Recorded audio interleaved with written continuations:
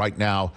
We enjoyed seeing his posh surroundings, or at least the background behind him, as we saw in his expert analysis on the ESPN NFL Network coverage. Made me very jealous to share this man who loves wearing shorts and no shoes, but just he looks all business on top and party underneath. He's kind of like the human mullet.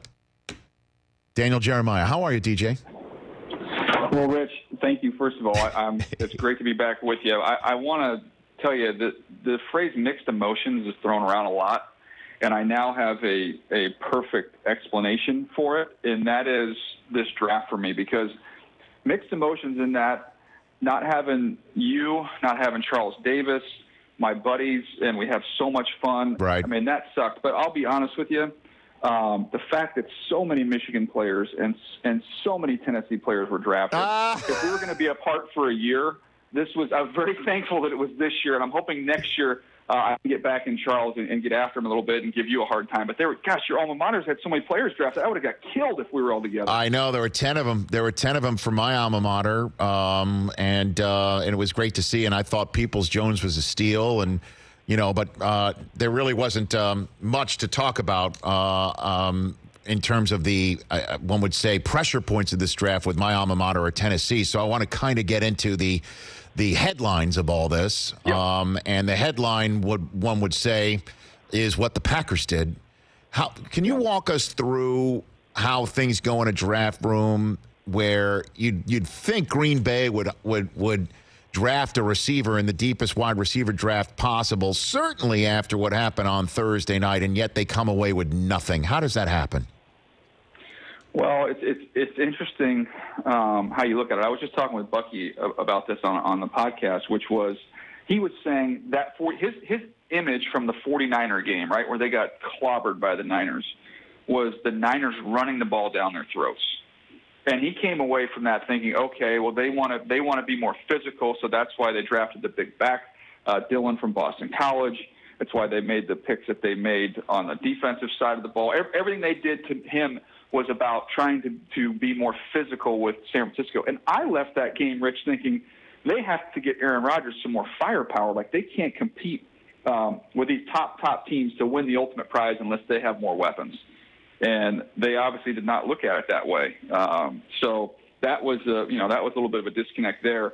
The quarterback thing, I understand that from an organizational decision. If you were huge Jordan Love fans and you feel like he could be the quarterback for the next 15 years, that's the long view decision, and that's where you say, okay, the general manager has the control, because if the head coach had control, they're normally thinking about next year. This was not a next year decision. This was a next 15-year decision. So that's kind of how that goes down in the room. I understand that, I guess. But what about not calling Rodgers? Again, we had Ryan Wood, the Green Bay Press-Gazette beat writer for the Packers, on the show in our first hour, and he confirmed that they did not give him a heads up that it was coming. How does that happen, Daniel?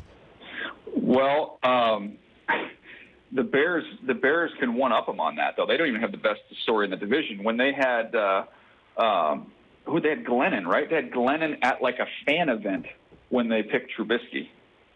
I know communicated very well. No, and Flacco was at a fan event, right? When Lamar Jackson got picked or something like that, yeah.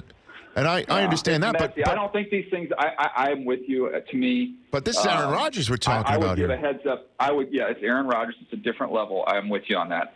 If it was me in that situation, I would have had a conversation with him, a little bit ahead of time. Not like you're on the clock, but just, hey, if there's a certain situation with a particular quarterback is there at the end of the first round, we have to look after the long-term health of this organization. I'm not saying we're going to pick him, Aaron, but I just want you to hear from us that if there's a particular player there, we would consider taking him, and I don't want you to be blindsided by that. You can have that conversation with him, a month before the draft if you want to, but at least you've laid some type of groundwork, some type of communication there with him. So I've got Howie Roseman on in a final hour. DJ, what did you make of the Hurts pick?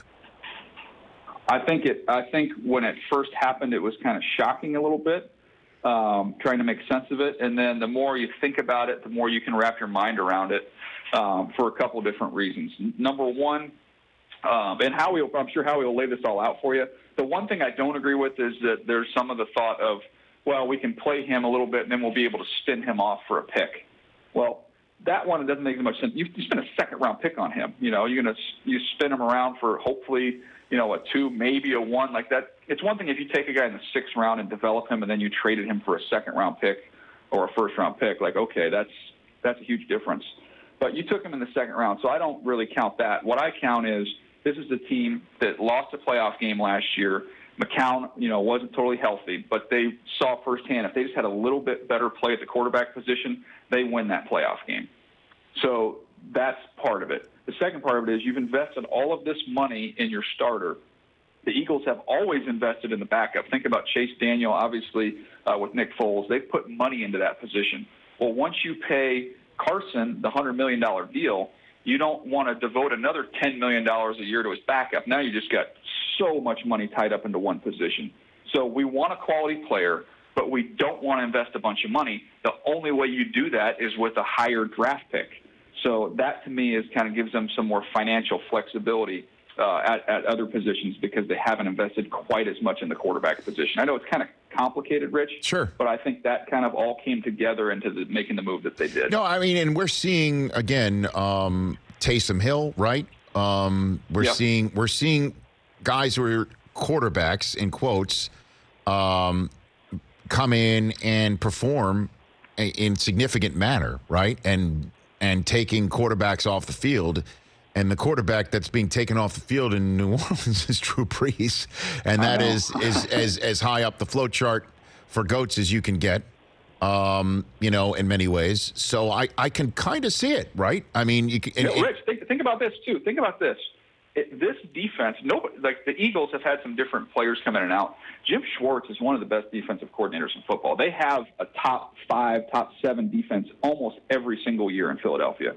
So they're going to be in games, and if Carson Wentz misses a couple games, you don't need somebody to come in there and beat Carson Wentz and run that whole offense. If Jalen Hurts comes in there and makes a couple plays, and you can score 17 points, you have a chance to win football games. Like he can do that without having to put him in the same role and ask him to do the exact same things Carson does.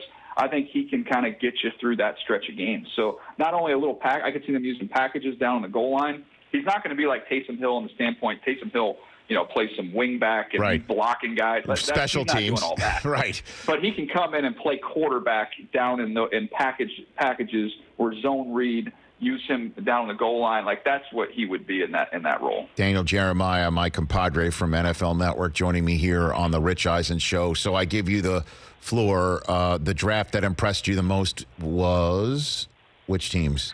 There were some good ones. The Minnesota Vikings, I thought nailed it. Okay. When you look at their first 3 picks, they had 2 first-rounders. Last year, Diggs, when I looked it up, I was kind of surprised. Diggs caught 63 balls last year.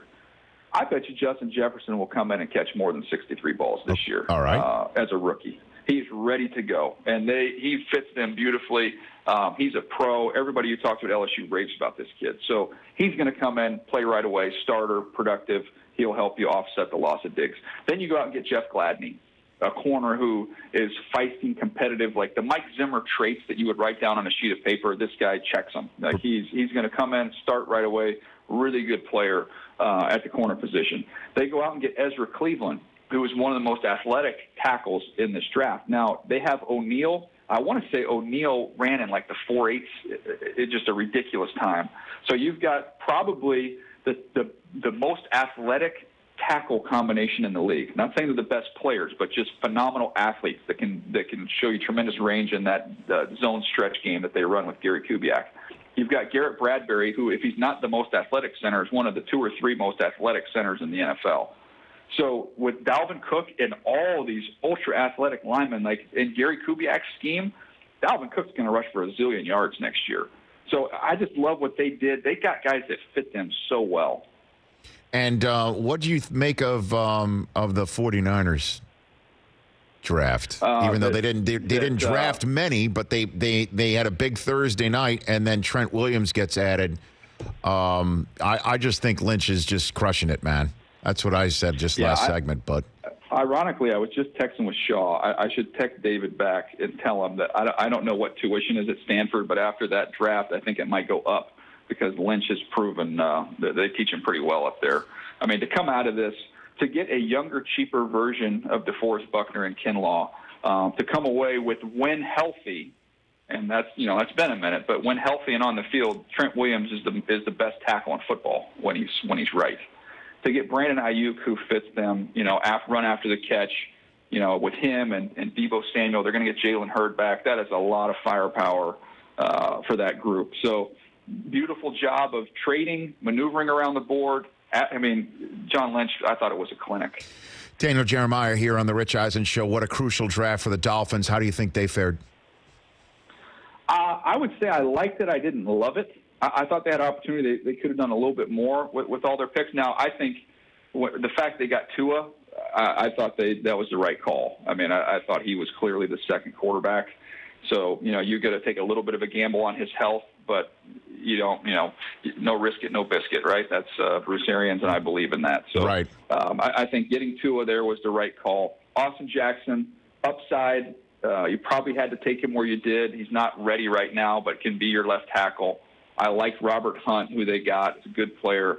But Noah Igbinoghene, their third-round pick, he was like my 70-something player. I thought that was a little early for him.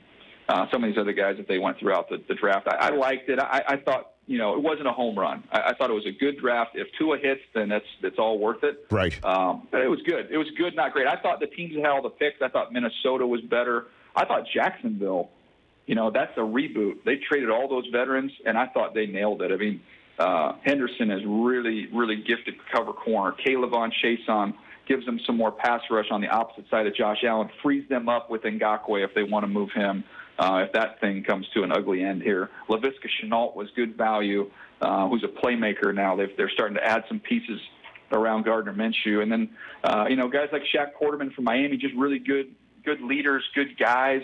I thought that kind of changed this whole feel of this team a little bit with this draft. Daniel Jeremiah here on the Rich Eisen Show, and you were kind enough to mention at the very top of our conversation that my alma mater had 10 Wolverines drafted in this draft, a fifth of them by Bill Belichick, who loves himself some Wolverines. Obviously, he had took Winovich last year, too. What did you think of Bill's decision, obviously, to move out of the first round? And then we saw what he did on Friday night and then what he did on Saturday, and none of them are a quarterback. What do you make of the Patriots draft, Daniel?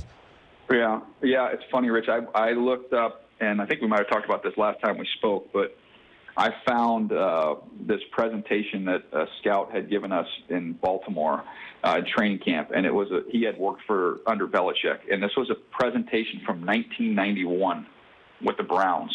And Belichick had described what he wants at every single position. This is going back to 1991.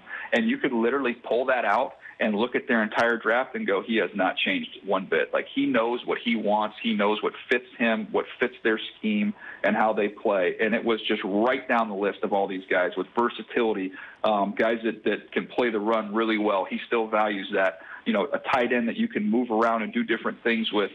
Like, the whole draft is just quintessential Bill Belichick Patriots. That's who they are. Not taking a quarterback, I don't think where they were picking, they felt like they were going to draft a quarterback that was better than Jarrett Stidham.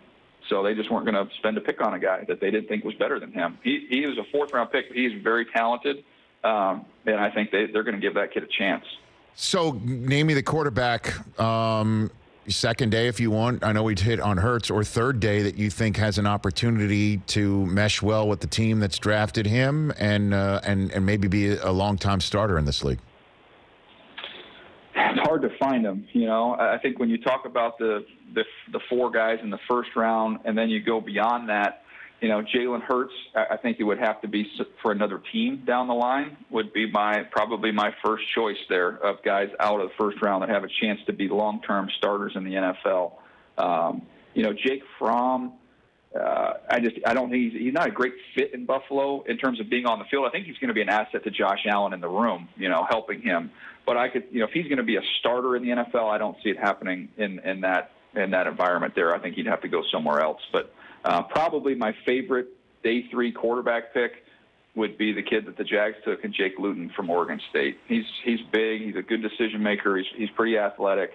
he's someone, if, obviously Gardner Minshew played well last year, but if he were to falter, it wouldn't be shocked of all the day three guys if he was the one that got on the field at some point in time next year. So, I mean, you told me, DJ, because you know Joe Douglas very well, and thankfully you didn't leave me to go work with him, that this was a Noah's Ark offseason for the Jets. They needed two of everything. Why are they using a fourth-round pick on a quarterback? Why would they do that?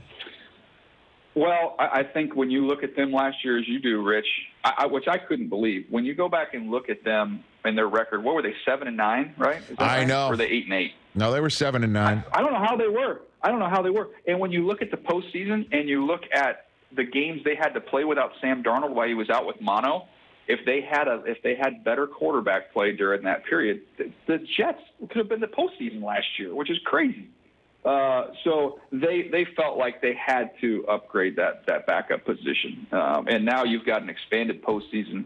They just, if Darnold's out a game or two, they couldn't trot out there what they trotted out there last year. They just had to get better, and they really like this kid. So that's why they use him there in the fourth round. I think that you got to look at the Jets in kind of a two-plan phase here. This is the first offseason for Joe Douglas. It was about protecting Sam Darnold first and foremost, which they did in free agency, and they got two good tackles in the draft. And I think next year, where they have a ton of money in free agency, and then they'll have their assets in the draft. I think this year was about the big guys. I think next year will be phase two, where you'll see them go heavy on the weapons. And who had the best home draft setup that you thought?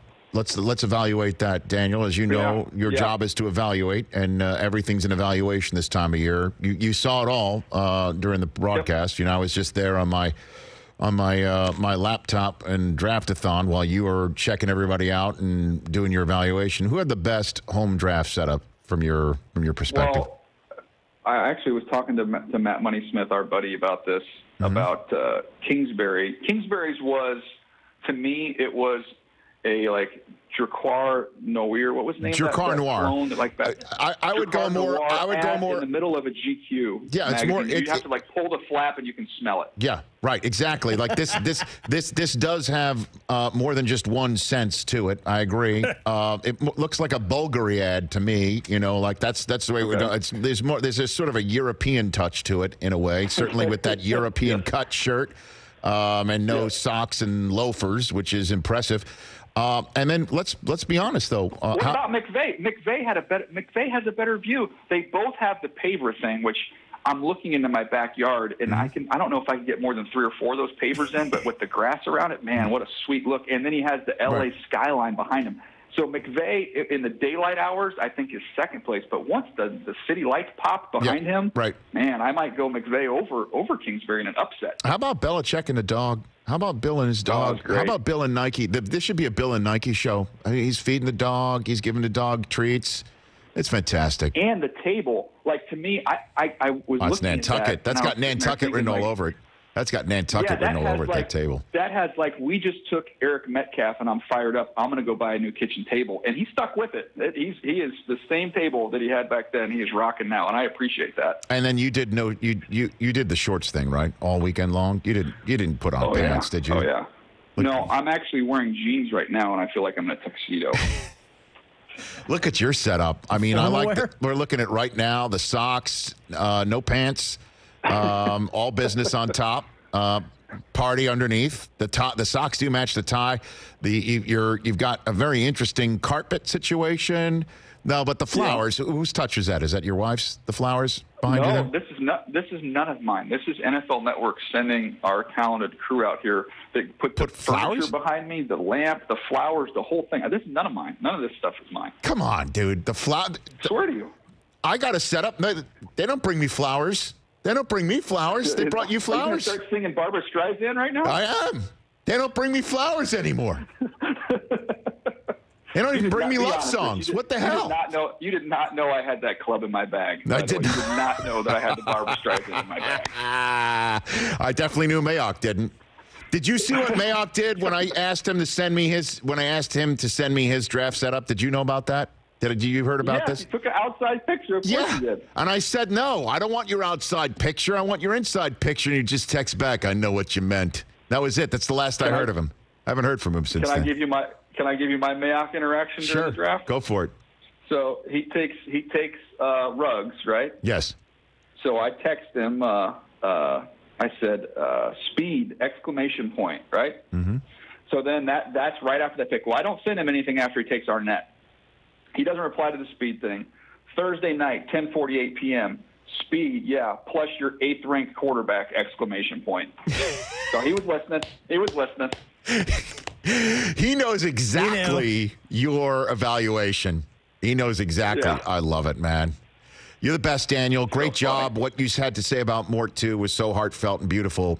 Just beautiful. The whole thing, Wow. soup to nuts, DJ, really. I appreciate you, man. Let's get to Cleveland, buddy. I'm anxious to get our band back together and have a lot of fun, man. But, I mean, honestly, you represented all of us at NFL Network so well, so expertly, and made everybody proud to be able to call you colleagues, sir. Great job.